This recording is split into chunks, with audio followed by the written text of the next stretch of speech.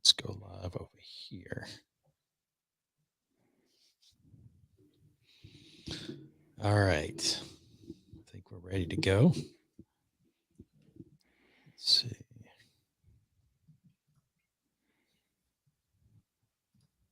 All right. Hold on a second. Okay.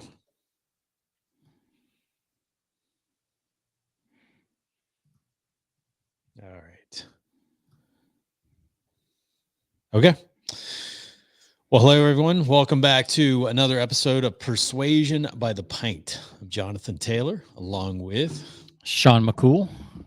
Sean. We've got a guest who will be joining us shortly. We're going to be Yes. talking about persuasion and the power of connections, actually tiny connections. Tiny little connections. Tiny connections. Nano connections.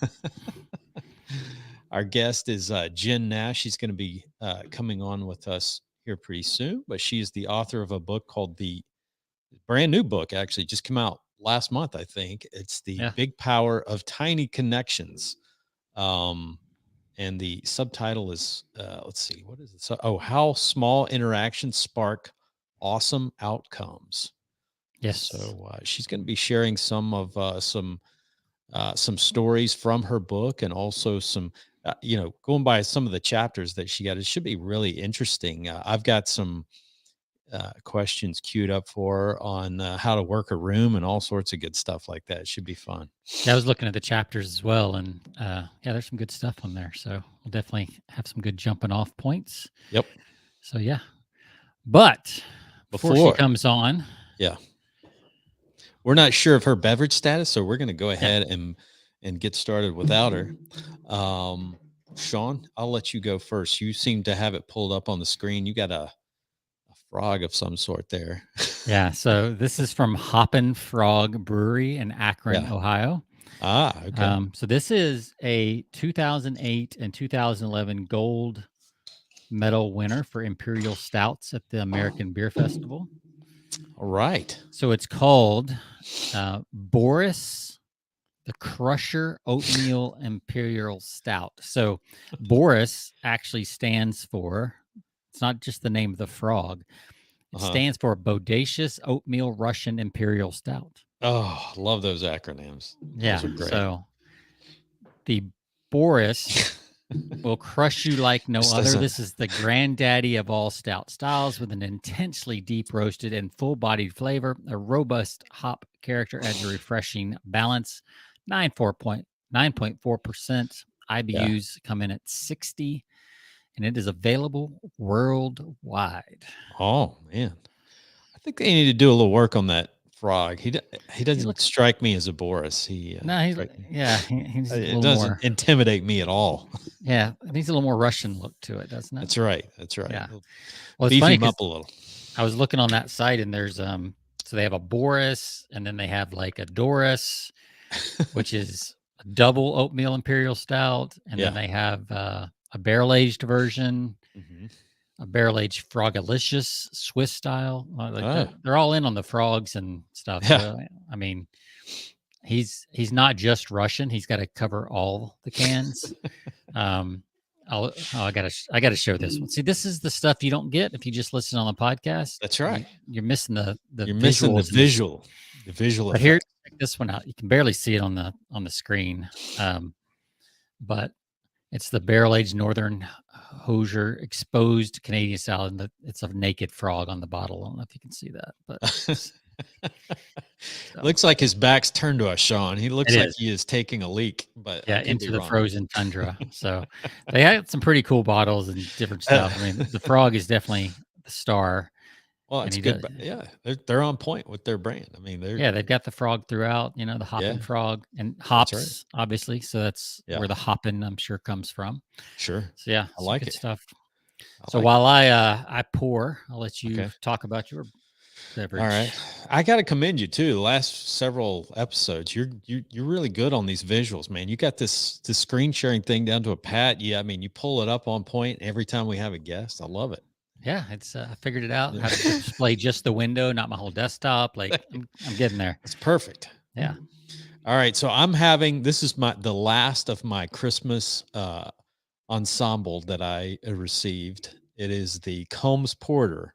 This is one of the bigger ones. It is it's a Polish Baltic porter. Let me hold up the beat.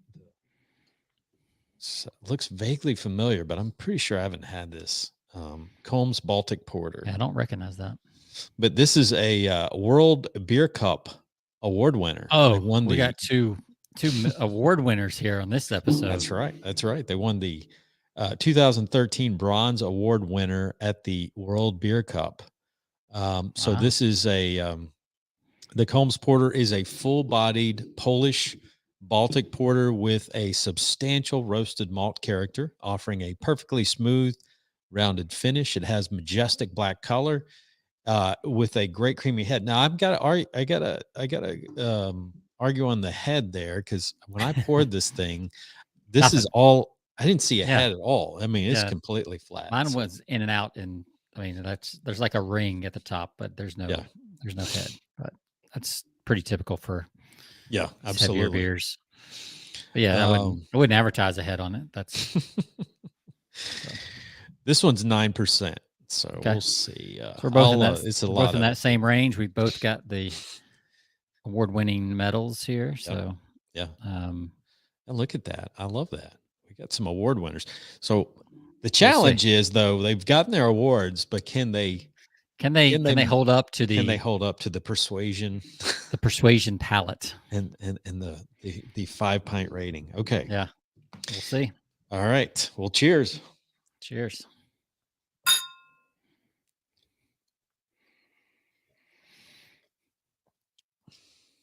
Oh, that's good. That's really good. I think we got 2 award winners. Man, this is like the most intense beer I've had for a while. So, really, like it. I mean, just this is the heaviest beer I've had since Christmas. So, okay. So definitely is hitting me. Definitely the Crusher, Boris the Crusher, that Imperial Stout, it's a little stiff. I'll have to take a few sips here while you give me your score. This one's getting a really good one. I'm gonna go for. Man, this is really tempting. I gotta go 4.9 though. I'm not gonna give it a solid, but yeah, it is a incredible little porter there. Love it. Cool. I don't know. Maybe it's the full-bodied Polishness. Maybe. I'm gonna. I see our guest is in the green room, primping and ready for the camera to come on. All right. Jen, give us a thumb. Do you have a beverage? She does. All right. Well, we'll just go ahead and bring her in before I get my score. Of course she does. Of course she does. She's got a unique glass too. I like that. Jen, welcome to the show. Thank you. Yes, you said have beverage. I'm saying Friday night, have beverage. Absolutely. Right. Shall do. So we've already introduced you. We've given you, even before you came on, we gave you a pre-introduction. So we're glad to have you. Glad you have a beverage. Glad you can have a toast with us today as well. Thank you. I'm excited to be here. I'm excited to toast. Cheers. Yeah. So what are you drinking? I am drinking a seltzer, splash of mango, splash of vodka. Okay. Oh, nice. Is that a homemade concoction, or is that? It is. Is that a go-to? Yes. Either that, I really love the lemon tree ginger beer with vodka and lots of seltzer. Like, I just don't love super sweet stuff, but I like a hint of something. Sure. Yeah. Like the red wine would have been a good choice for a cold, rainy day. Yeah. Yeah. Yeah. So I'm doing an Imperial Stout, and then Jonathan's doing some Polish something, Balkans something. Oh, that was a stout. Okay, I thought it was a red. No, this is a stout. And his was a porter, I guess. We really like dark beers during this time, during the winter months. Yeah. Those are our favorites. So we're kind of like you. We do gravitate a little more towards the sweetness, but not too sweet. We don't like them too sweet. So that's what I was going to say about this one. Just to finish up the review. So the last episode I had the stout, and it was just the clean stout, coffee, little chocolate. This definitely takes it to the next level with the Imperial. It's got that extra little bit of sweetness. So it's about what I would expect. So again, I'm going to give it kind of right in that same range. I'm going to give it a 4 out of 5 pints. Very good. So I think it's Like quality beer.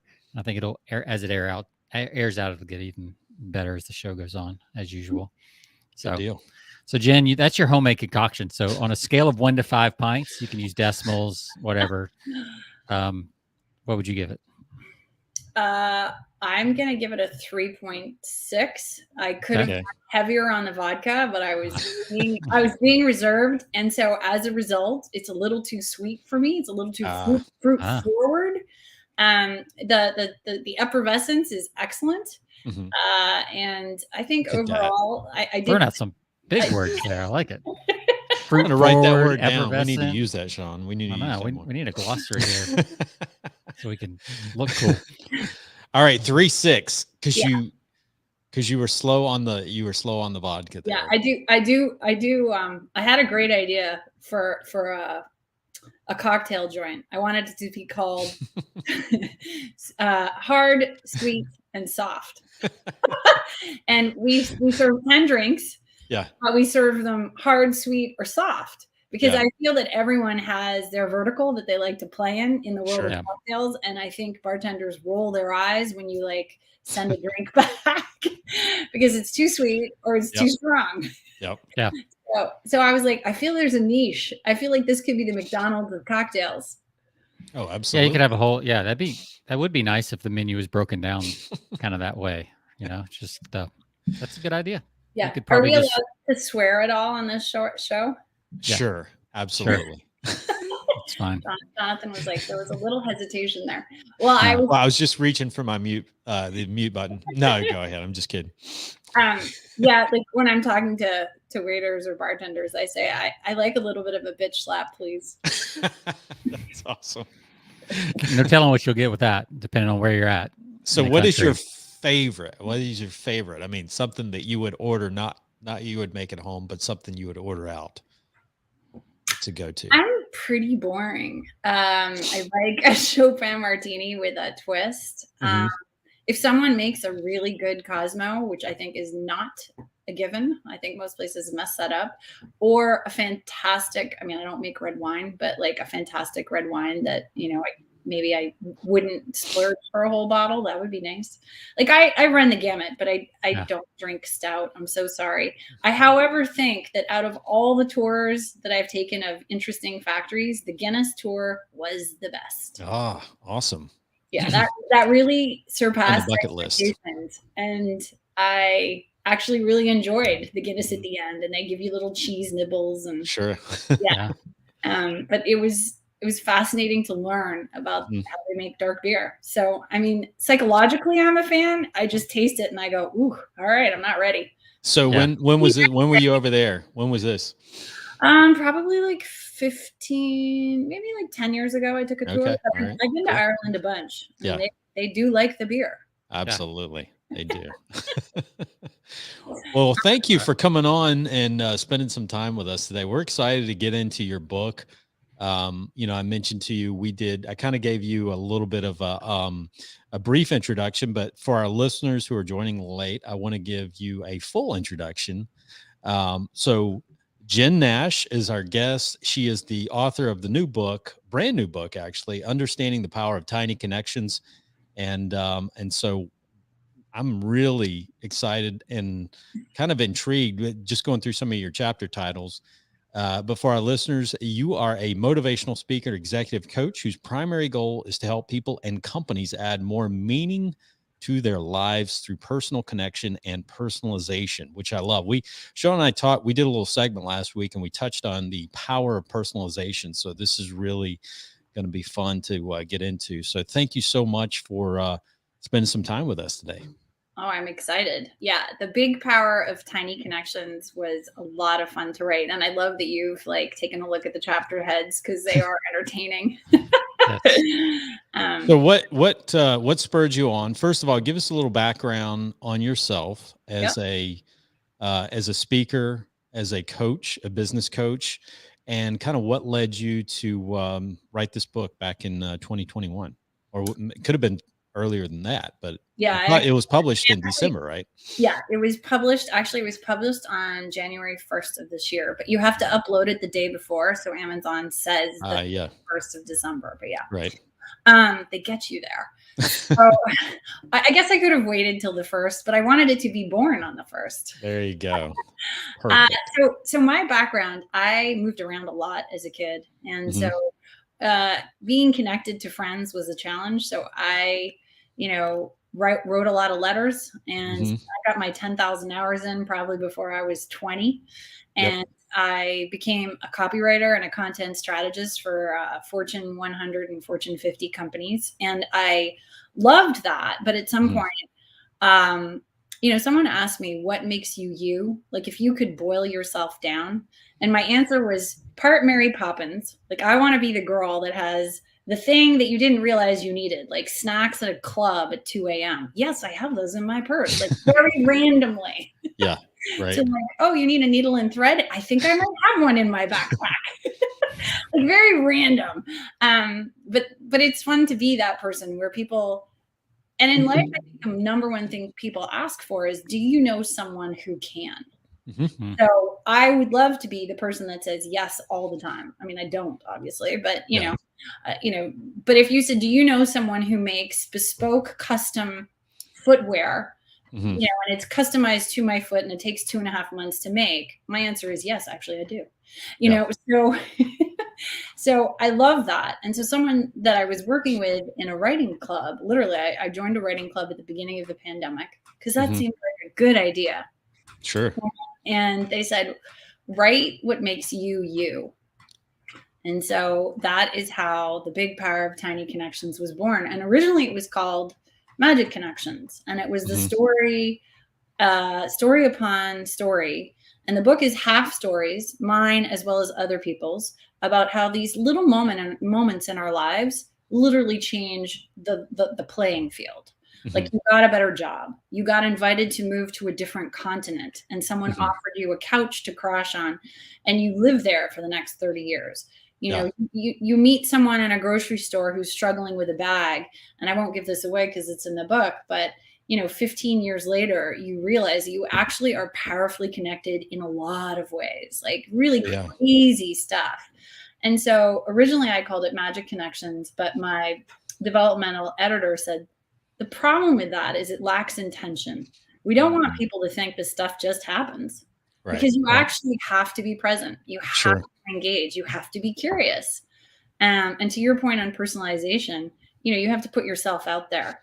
And you putting yourself out there is not the same as me putting myself out there. Like Sean and Jonathan interacting with the world is probably very different. So there's a vulnerability to it, right? Sure. Which I think is, And personalization is such a lost in our world of social media and texting and all of this stuff. It seems like personalization is really lost. It's a lost art, it seems. I hate to even call it an art, because it used to be something you just did a long time ago, but it's becoming less frequent today. And when you do make those personal connections, they do go a long ways, because it's becoming less frequent today more than ever. I agree. And so one of the things that's interesting about the book is I give tips about how I make people feel special. And I think when you personalize anything, the end result is the other person experiences a spark and they felt seen. It's like you show up with donuts, but then you brought a small box of gluten-free or vegan because that person doesn't do, gluten. And that person is like, oh, seriously? You did that for me? Wow. And they felt, no, but really people are very touched by that stuff. Yep. And I was a little sad to do it, but I gave away my biggest personalization secret in the book. So there's this amazing company called Postable.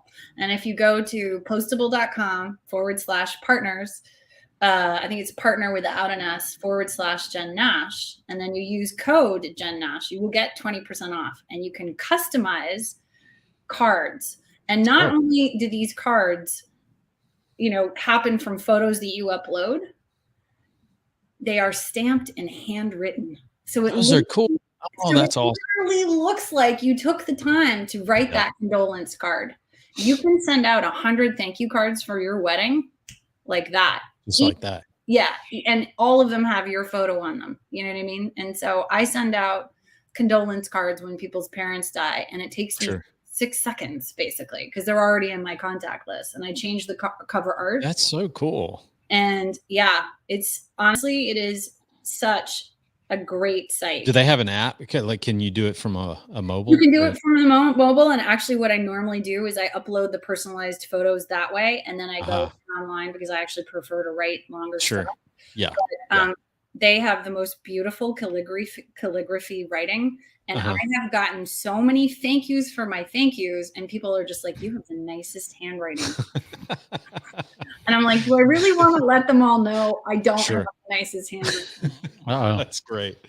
That's great. Yeah. But, you know, that goes, like you said, that goes a long way. I mean, everything's typewritten today. Everything is, you know, emailed. Everything is, you know, sent in a, you know, typed out letter. A personal handwritten card goes a long way. Sean and I were talking about last week on the show.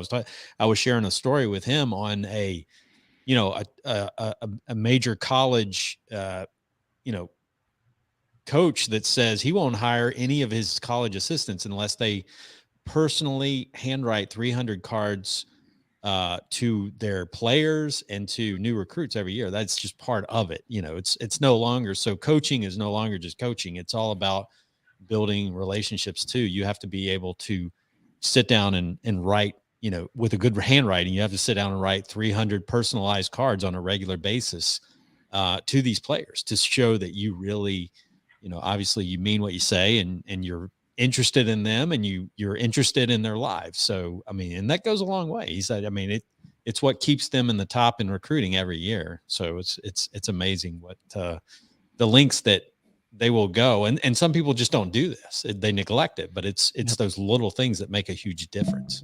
Yeah. And one of the things that I tried to do with this book was I tell the stories, but then I tell people how to get their head in this kind of game, because I think we weren't raised with a mom who was like all over the thank you notes. This is, you know, foreign territory for a lot of people. Like, you know, some of us were sort of, you know, arm twisted every Christmas, every birthday, you got to write those thank you notes, but some of us weren't, right?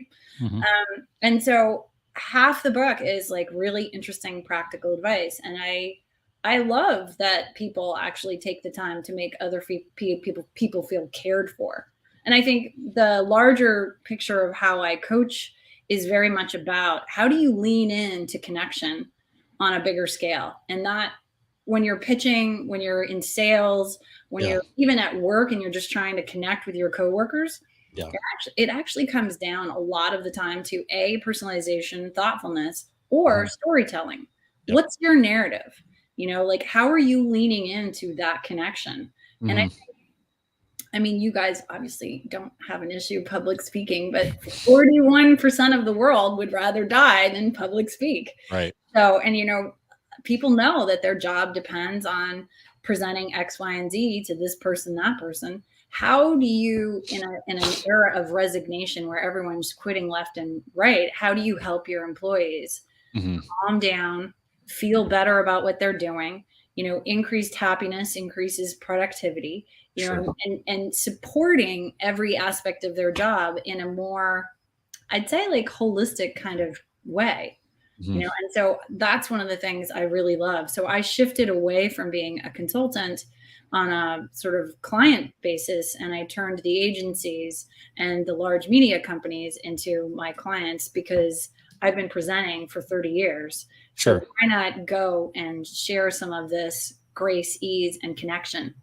You know, and at the end of the day, I want every single person who, you know, is trying to connect with their audience to do it their way. So I love that personalization touch, because you got to put your own spin on it. Otherwise, it's not authentic.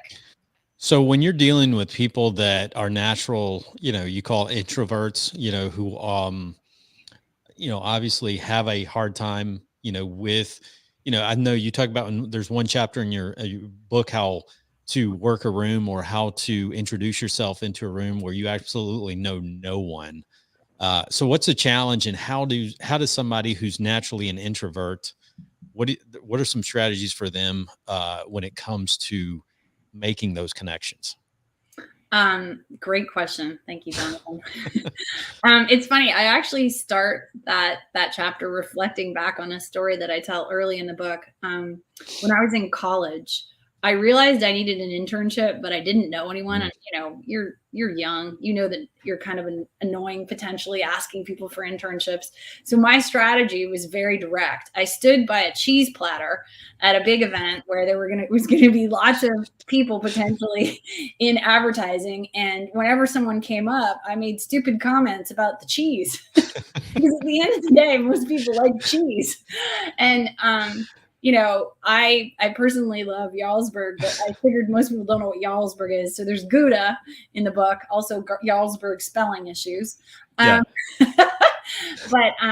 I literally met my first internship boss that way. Sure.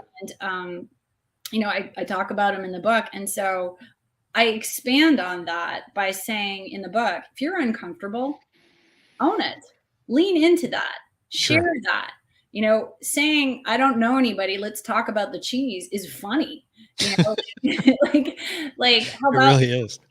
Like it's an icebreaker. I mean, yeah. People just kind of laugh at that, but it does kind of break the ice and break any tension there. So yeah. And so I did some studies about where is the most efficient place to stand in a room at any event that has alcohol. And it's on the side where people are walking away from the bar with their drinks. So they have their drink and now they're scanning the room for where to go. So you want to stand somewhere right about there and then just look for someone that looks interesting and literally walk up to them and say, I don't know anyone here. I'm horrible at chit chat. How's your night going? But it's so refreshingly present. Mm-hmm. Like, what do you think the other person's going to say? Yeah. Yeah. I mean, if they're nervous, they're going to feel relieved that somebody else feels the same way. Absolutely. And if they're more outgoing, they're probably going to be like, oh, here's somebody willing to take a chance and let me talk to them. Either way, the vulnerability is going to win you points and, you're going to be worth talking to. Sure. And I mean, there's a sense of humor as well. Like if you walk up and said, listen, my partner just walked off to the bathroom and hasn't come back. And standing here alone is making me really want to pound shots. What are you up to? Like again, leaning into the discomfort, but sort of doing it in a way that everyone can identify with. And I throw silly like icebreakers in there. I have a chapter called I don't like chit chat, so don't chit chat. Like, you don't have to ask them about the weather. Like you could ask them something that's, really, like something foundational, like is pineapple a good thing or a bad thing on pizza? Like, just get them going right away. That's right. Would you survive the zombie apocalypse? So you have a list of these in your book? These are like pick-up lines for networking, basically? Yes. Well, there's a chapter called How to Get, like, Tiny Connections Will Help You Get Laid. But there's some funny lines in that section. Because the chapter is really focused on how do you actually connect with someone? How do you honor, like, the beauty that is a great flirt?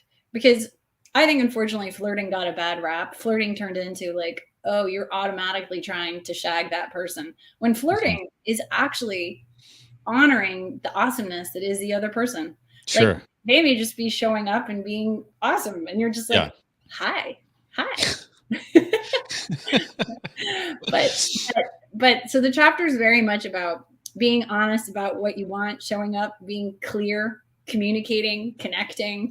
Eye contact. But there are some funny lines in there about how you can make almost anything slightly edgy, possibly inappropriate. Well, and we talk about a lot. We talk about pattern interruption all the time because we get kind of lulled into these the same all the time in terms of conversation, in terms of everything, and somebody kind of changes things up a little.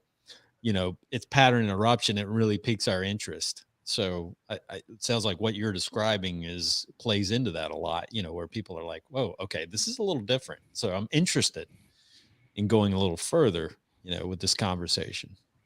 I think I love where you just took that, because I think the whole book is a little bit about pattern interruption, because I'm asking people to adjust current behavior. So one of the ideas I had is, imagine if instead of looking at our cell phones while we were in TSA lines, in security lines at the airport, we actually looked around for a little bit, noticed who was in front of us, what their shoes are, their bags are, like who's behind us, like what's going on? Is that a cat? Is it a dog? Because your flight might be delayed, and that person might then be sitting next to you, and all of a sudden you actually have a frame of reference for that person that you wouldn't have because you were just on your phone. And so I'm asking people to maybe just look at how they're showing up, because there's an opportunity all the time. Absolutely. So what are some not to do's at networking events? So you've kind of given us some ideas. What are some spectacular failures you've kind of used as lines? I kept the book very positive, but I think you can read into some of the stuff I shared. So for instance, I truly believe in something called altruistic networking, which is, what do you need? Like if I were to say, Sean and Jonathan, like what kind of guests do you want? That would be an unexpected question, because most people come on for themselves. But I mean, if you feel like answering it, I'd be open to it. Yeah. But in a networking situation, don't ask for what you need. Actually build a connection, because I think a lot of people, spectacular fail wise, they rush into, hey, you can help me. Nobody wants that. That's like, hey, and I can help you to the door.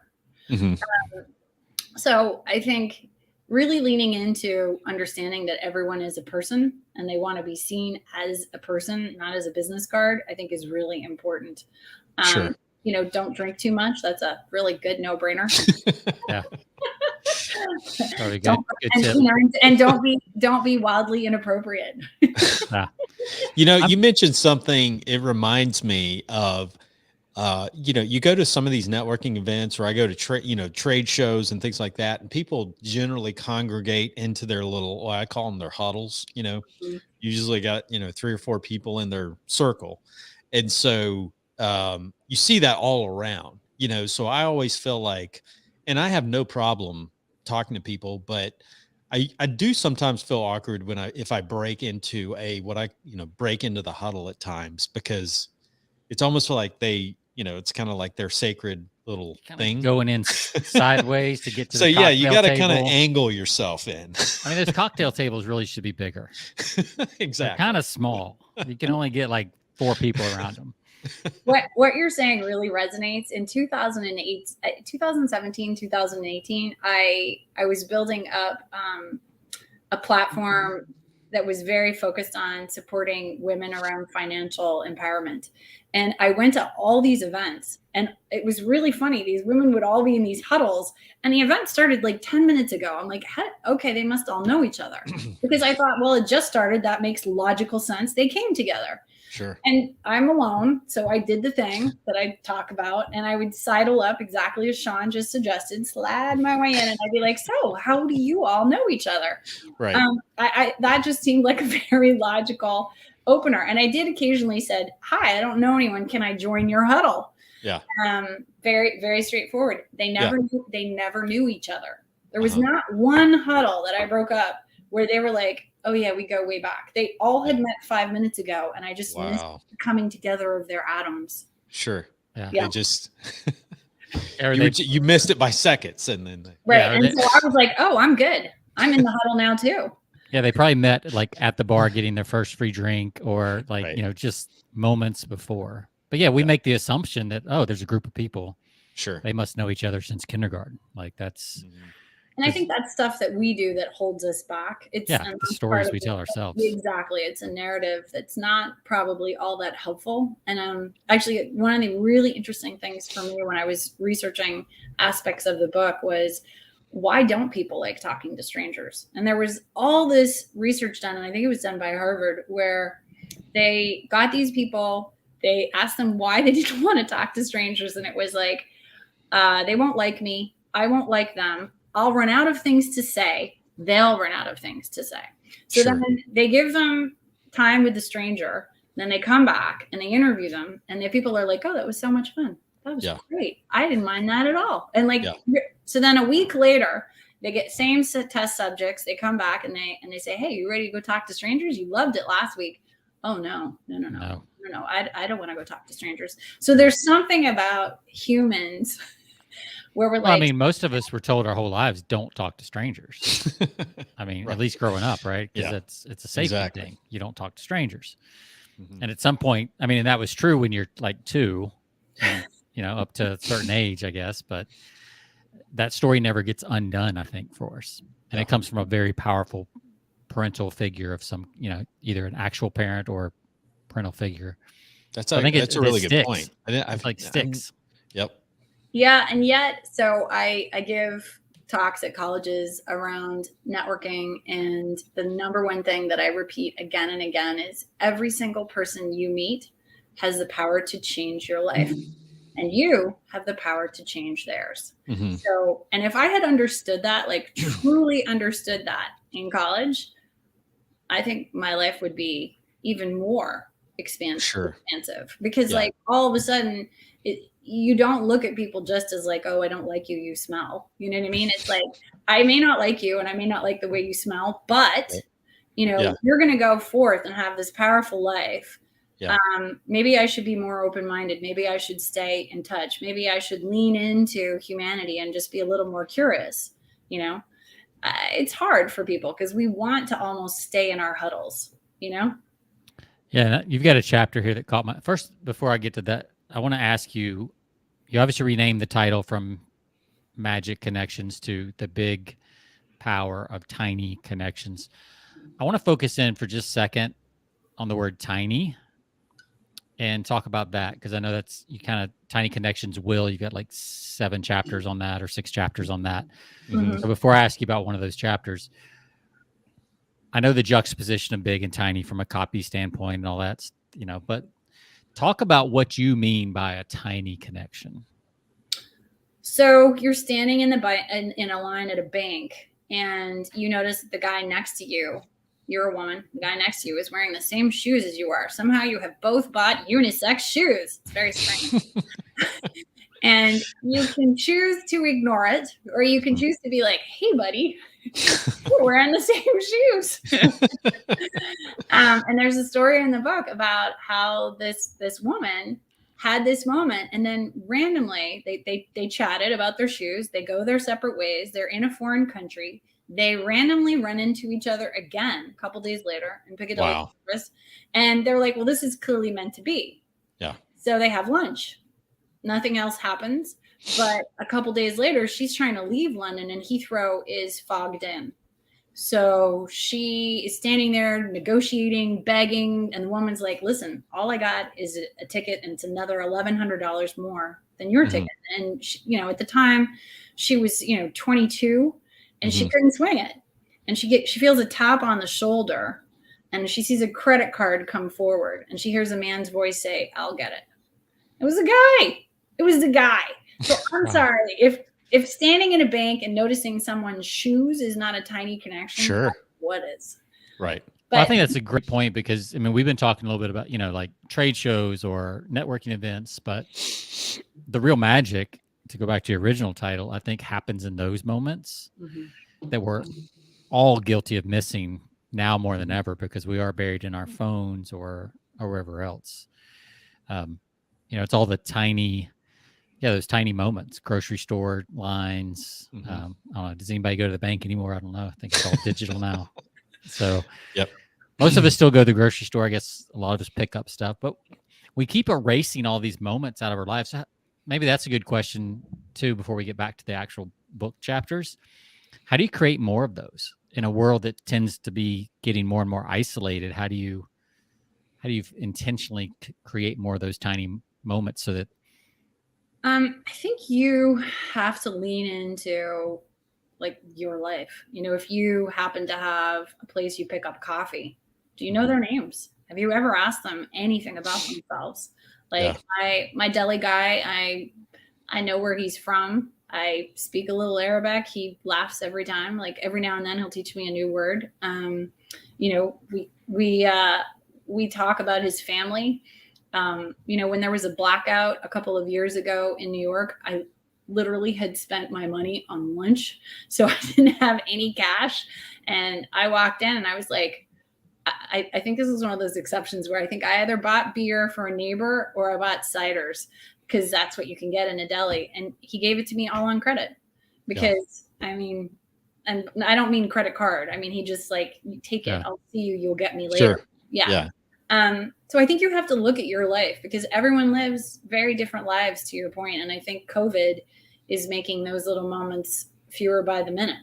Mm-hmm. And so I think we can lean in online. Like when you slide into someone's DMs, that can be magic. Mm-hmm. You know, when you comment on an article, when you forward something on LinkedIn that you think will help someone deal with, you know, stress, anxiety, or, you know, do a better job of being present at their work, something like that, right? That's Mm-hmm. connection. And that stuff can lead to great outcomes. That's a great point. I mean, that's something I try to do is if I see an article I think somebody might like, Mm-hmm. I just throw it over by text or DM or whatever. You know, nothing to do with work, just like, okay, I know they might like this personally, and just send that over. And those little things add up over time. Like people remember you. Absolutely. And you don't realize, I think, how much they remember you for those little things. Like you think it's no big deal. I'll just forward this article. So-and-so might like it. But they remember that stuff. I mean, just, you know, just like I do when people do it for me. And it's a lot in the relationship bank. So just always pulling it out. And the chapter, Tiny Little Connections Will Make You a Better Person, is about that. It's about how can you show up. And I'm not asking for a lot. I'm not asking for people to like go spend a lot of money and do big gestures. Like what you were saying, Sean, about sharing something that you know will have value. Like I found out yesterday that a CEO, I shared an article about stay interviews. We've all heard about exit interviews. So there's stay interviews, which is basically like you ask them really where they're at, like what's going on with them. What have they considered? Are they thinking about leaving? Because you don't want them to, especially now when, you know, the retention rate is like really struggling.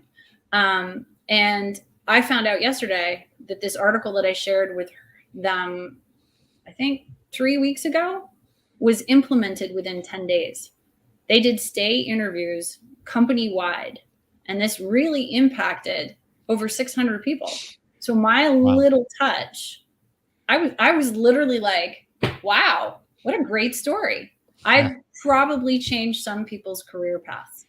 Yeah, that's cool, because and sometimes we think, well, you know, like forwarding an article, you think, oh, the CEO has probably already seen that, you know, but chances are they have not, and they're so busy doing other things.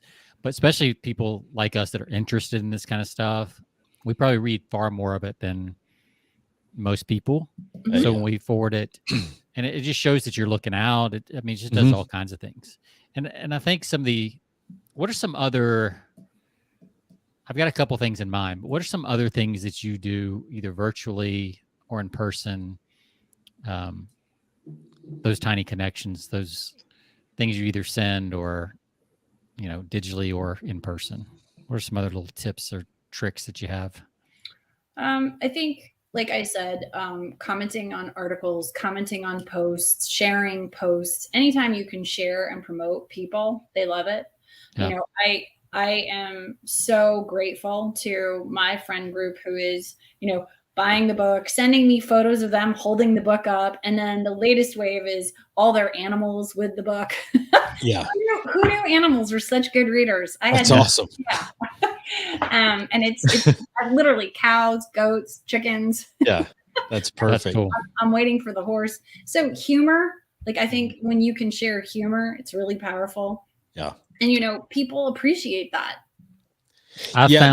That's actually a really good point. Do you, you know, for people who aren't naturally funny, right? You know, humor is kind of an art. You know, most people aren't just naturally funny. You have to like read funny stuff and really kind of get in the game.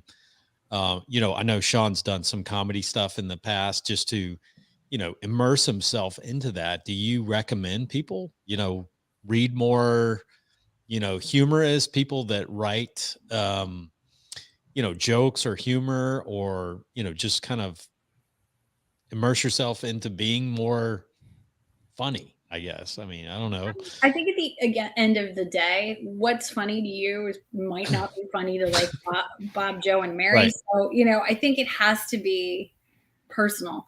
In the book, I talk about improv, yes, and because I think part of staying open to how our lives shift and part of being connected is not putting up roadblocks. Sure. So yes, and is very powerful. So if someone is trying to reach out to someone, I would share their sense of humor. What makes them laugh? Like it may not be the coolest thing ever. Like I think I'm a bit of a nerd. So like my sense of humor is usually a little off, but people either like it or they don't. Yeah. Yeah. And I think that's important. You gotta be yourself for sure. Yeah, you do. And sometimes you can be self-deprecating. I mean, not to a point where you're just putting yourself down, but I think that's kind of a lost art of self-deprecating humor, where you can be comfortable enough to make fun of yourself is kind of funny. And it's kind of attractive in a lot of ways, because it shows that you're confident enough to make fun of yourself and not take it so serious. Yeah. I think there's truth in that. I am still curious, like if I were to refer a guest to you guys, who would it be? Like, what altruistic gift can I pay back to you? So that's interesting, because when you asked this question before and we didn't answer, I was like, how many people don't know the answer to that question? I will get back and give you an answer, but I'm curious, like, how often do you ask that, like networking, and people are just like, I don't know. It's a good question. Or do most people have a ready answer? Most people say, I'll bet most people say, I'll get back to you, because I can't think of anybody off the top of my head. So if you're at an event or a conference, they know why they're there. So I've literally had specific answers such as, I am here to meet a beauty Instagrammer. Okay. Great. Let me take that down. So I take that down. And if they have a card, I write it on their card. And I'm like, all right, if I find a beauty Instagrammer here tonight, I'm going to call you or text you and describe what they're wearing. So you can find them, or I'll drop you over.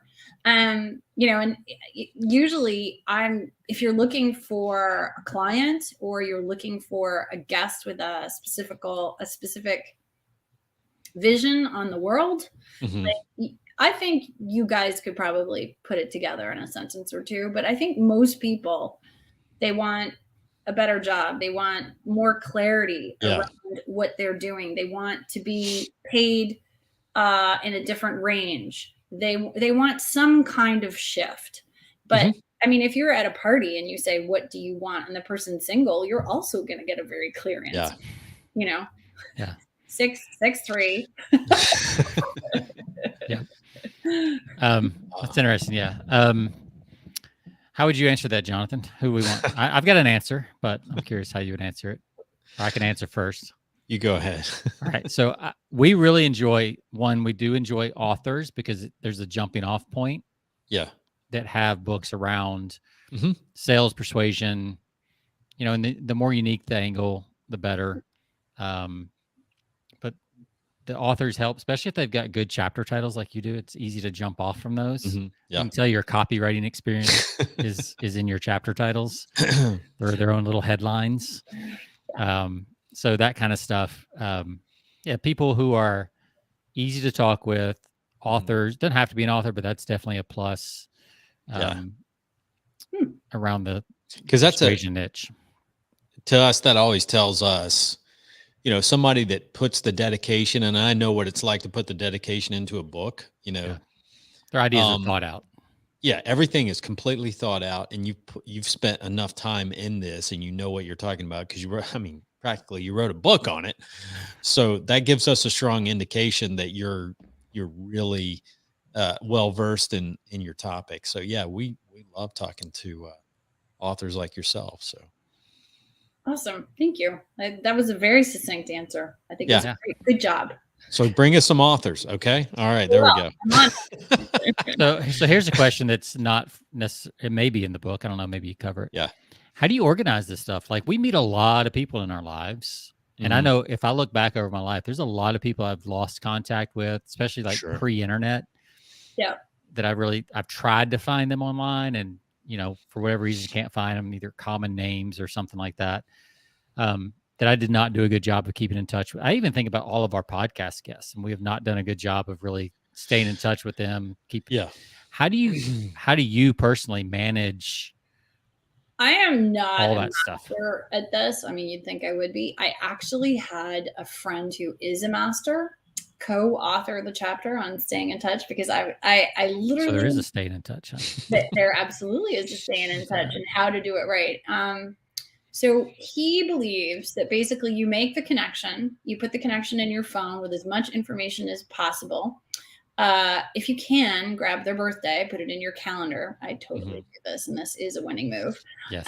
Because it's personalized, to Jonathan's point. Because when you call them up on their birthday, they're like, "How do you know?" Wow. Yeah.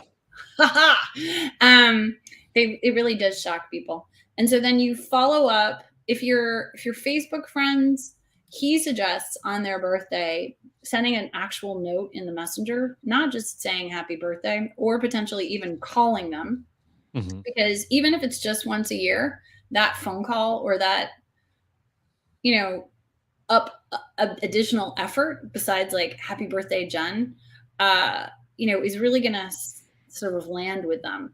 And then if it's more of a work contact, you actually have to create a cadence of, hey, I saw this article for you. I love that we talked about cats. By the way, I got a new kitten and here's a photo. The random stuff that people talk about, like that stuff is bonding.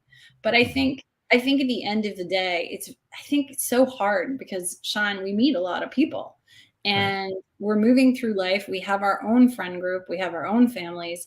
How do you enroll people? I think, especially when you're over 30, like you get over 30 and your life is suddenly full. And I personally think it's very challenging, and you have to be intentional. You have to like literally reach out and say, you were fun. And I have done this I've met women out dancing and said, you have great energy. This is going to sound weird, but can we grab dinner? Because I need more female friends. Like everyone's moved out of the city or they're gone or whatever. And you have to be brave. And then you have to actually commit and spend time and follow up and check in. Yeah. And I think it takes a special person, and it takes calendar reminders. Yeah. I can see that. I mean, it's tough. Like if you want to be in the moment with the person, you don't want to necessarily pull out your phone and start grabbing all their information. But I guess at the end, if you did have a connection, they're going to appreciate you. Somebody's got to start that conversation. Like, hey, let's exchange numbers or whatever. And I think it can be very, very gentle. Hey, you seem fun. I get invited to cool stuff every now and then. Like, what do you like to do? Yeah, make it about them and right. I love shows. I love to see live music. I love X, Y, and Z. Oh, cool. I live in this neighborhood and I hear about this kind of stuff. Do you want to do something at some point? Yep. Cool. Sure. Give you your number. Like that didn't sound too pushy, right? That was gentle and aligned. I'm aligning myself. And to your point, I'm persuading them through their natural curiosities and proclivities. There's another big one for you. Writing that down. Look that one up before we use it. I'm not sure. That sounds kind of dirty. I'm not sure. It's Friday. It's clean. Yeah, that's right. That's right. Man, there's so many questions. My brain's going a lot of different directions, but yeah, just being more intentional, I think, is important. And there's one thing I used to do, I haven't done in a while, and just you talking about birthdays reminded me. And it's funny how like something we were doing that was working, and then we just stopped doing it for whatever reason, But I used to actually go on Messenger when I would see even if I didn't know their birthday, but I would see the timeline like all of a sudden filling up with birthdays. I didn't want to just post on their timeline like everybody else. I would actually go in Messenger and I would actually send a voice message and sing happy birthday to them. That's great. And just like the cheesiest happy birthday voice ever, like a karaoke happy birthday. And everybody always loves it. Yeah. I do that regularly. And and I think the real winning thing is like, I don't know if you can actually hear this, but like, happy birthday to you. That's so. Now you got the video, yeah. In your own avatar, man. Yeah. Wow, that's really. This was a few years ago cool before avatars and everything that I was doing that. But yeah, I have to pull that back out to do the video with the mouse face or something. Who knows? I mean, who doesn't want a Disney character to sing to them? Exactly. Absolutely. Yeah. I think we're right back to magic. I mean, I think that does bring, personalization and presence, and it creates a sense of powerful connection, which I think is what helps people feel valued in their lives. Well, like Jonathan said earlier, it shows you don't take yourself too seriously, which everybody wants. People do. I mean, people take themselves way too serious today. And if you can, if you can get out of that, if you can make fun of yourself, I think it allows the other person to kind of not take themselves so serious as well. If you're the first one, if you take the first shot at your own self, which I'm never afraid to do because I've got so many flaws, it's not even funny. And so, there's a lot of funny stories you can pull from that too. I mean, you can make yourself, without being like putting yourself down completely, but you've always got an arsenal of stories that you can share of stupid things that you do every day. So I'm not alone. Yeah. So Jen, I'm curious, in your researching this and just kind of you being out in this world, you're a coach. You mentioned that a lot of people are busy after 30, but I've also found that a lot of people are actually very lonely. Have you found that to be true as well? Yeah. Yes, absolutely. And I think one of the reasons I wrote this book is it was the pandemic, and my relationship was crumbling beneath me for a lot of reasons. And I realized how important community and connection was. And so I wrote this as, a love story of encouragement to everyone. Part love story, part, hey, how to, because I think it is sad and it is lonely when we don't lean into these moments that are possibly all around, depending on how you're living and moving in an era of a pandemic. But it was, for me, really personal to write this book, because I think I was deeply lonely. And to be lonely in a partnership is really hard. Yeah. And so I was like, okay, so where does one find community? Where can one find that spark? And I do think that connection is literally the salt and pepper on our daily lives. Like, our daily lives don't taste as good without connection. And that connection can be, a conversation with a stranger, but it can be a conversation with someone we care about, as long as it's like we really drop in and we're actually present. Or it's someone taking us by surprise and we're going along with the flow, which I love.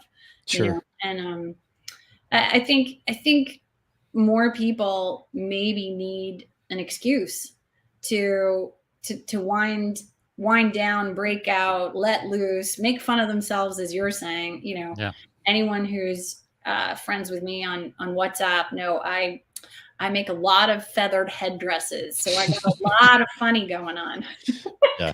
And I have no shame. I'm very proud of my weird. I know you like hats on your website too. So I mean, that's I do. Hats always offer personality and things like that. You can tell a lot about their hat and absolutely things like that. So, well, as we wrap up, Jonathan, do you have any other questions? We're at about. No, I think we've covered the gamut. So we're really happy to have you on and talk about the book today. And I guess my question, unless you've got another question, Sean, my question was, how can people find out more? And obviously, where can they find the book? It's on Amazon, but where can they find out more about what you're doing, Jen? I am jennash.com. Yep, there you go. Thanks, guys. Sean, just like clockwork, he's got it queued up. Yeah, you can learn about me. So it's JENNASH, and I am really passionate about helping companies, create greater culture through deepening their connections, both internally and externally. And so I do a lot of corporate trainings, and I'm really passionate about, working one-on-one with high net worth women. Those are my coaching clients. And and I wrote a book about connection, which you're looking at. So we're out there.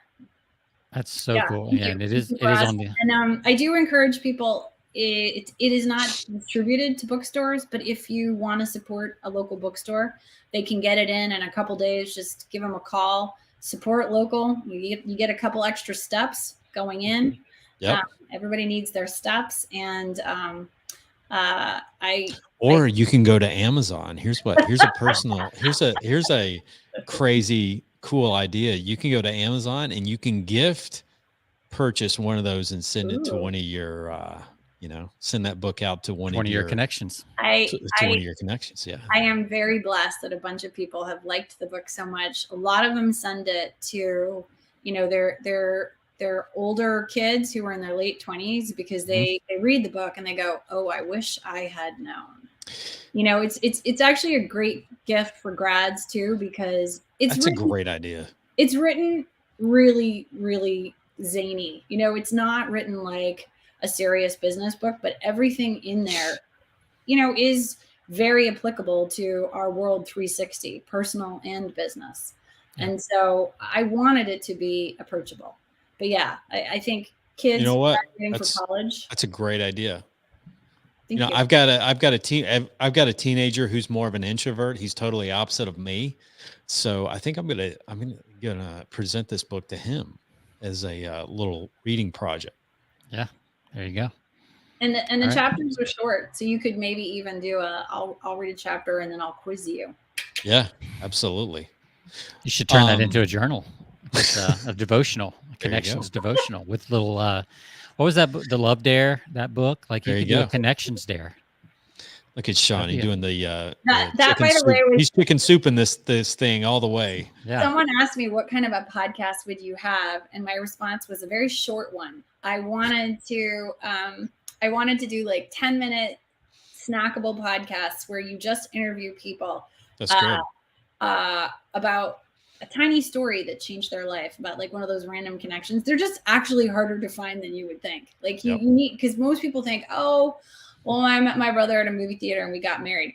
Sorry, I met my friend's brother at a movie theater and we got like that's not an interesting connection story. Like it's sort of like skipping stones. The stone has to skip a few times. Absolutely. Right. Yeah.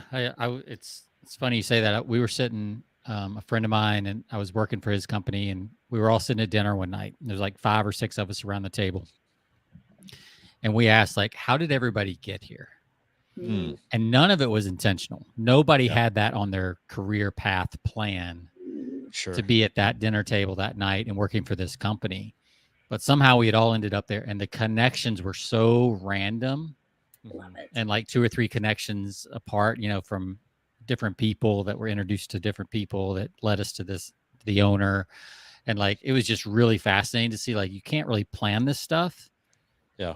But if you stay in touch with people, like, all these opportunities just come up. And my last 4 or 5 big clients that I've had as, copywriter, things like that, have just been those kind of weird connections that just keep people call out of the blue and they're like, hey, remember, I know we haven't talked in like 5 years, but this person needs so-and-so. Are you still doing that? And I'm like, actually, yeah.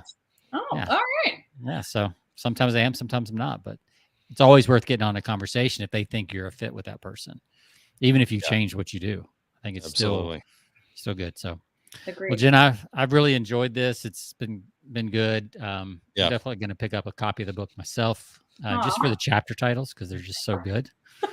Might use those in my swipe file as well to write some copy. But yeah, so good stuff. And again, the title is The Big Power of Tiny Connections. Jen will be posting a link on our show page. And also, can you remind us again what what your special link is for the greeting card? Yes, it's if you can throw up a Chiron, it's postable.com/partner/Jen Nash. And then you use code Jen Nash when you go to checkout. And I strongly recommend you buy bulk, So I like, you can buy like $50 or something and you'd be like $50, but trust me, your cards suddenly go from being like $3.99, which is a normal card, right? With a stamp. They go from being $3.99 to like $2.80 or something. Or it's like, Perfect. it's amazing. I took the founders of this company out for drinks years ago and begged them to give me equity. That's awesome. And they were like, nope. But we are friends, and I am literally one of their outlier Q&A'ers for their site because I constantly do too much, push too hard. Sure. Like my customization of cards is probably legendary. I think the developers hate me because I'm constantly breaking it. That's good. You probably upload like 100 pictures a day or something. No, it's nothing that crazy. I do all my Christmas cards like this because they're gorgeous, and I can. Oh, they're great. I can actually write every single person a personalized message, and then the cover can be the same. So it's really easy. Like I can bang out personalized Christmas cards in a couple hours, which is nice. Yeah, you just gave me a good idea for like sales calls. Like if I'm doing sales calls on Zoom, I can take a screenshot while we're having the sales call and then follow up with that card. Hey, enjoyed being on this call with you. So you said this, this, and this. Yeah. And in the book, what I do is I go to dinner at someone's house. I'll take a photo of the food. I'll take a photo of us. I'll take a photo of something in their garden that was really pretty. And that's the card. And I can't tell you how touched people are. Like, wow, you care. Yeah, I care. Thank you. Yeah. Like, thanks for having me over and cooking for me. Absolutely. And then you ask them for their first pet's name, right? What was that first pet's name again? And your birth date? Just wire the starts getting weird. Correctly. Yeah. Let's just cut the small talk. How's that crypto going? Yeah. So, all right. Well, we'll let you go. I'm sure you got other things to do on a Friday night besides talk to two guys who are drinking beer. So, thanks again for joining us, Jen. Look forward to following up with you. We'll have this link posted out first of next week, and take care. It's been fun. It has. Thank you so much. You both are awesome. Loved the energy. Yeah. Oh, we're fun. Once we get drinking, it's all over. It's all over. have a connected weekend. There you go. I'm looking for, by the way, my birthday is March 26th. I'm going to see if you remember that. Okay, I'll work on it. I'm looking for an email on March the 26th. Okay. Take care. Have a great weekend, and we'll see you. Hopefully see you again soon. Awesome. Thanks, guys. Thanks. Yep. Take care. Good stuff, Sean. I love that. Yeah. It's been, again, I want to mention the book, The Big Power of Tiny Connections. Check it out. It's worth a read.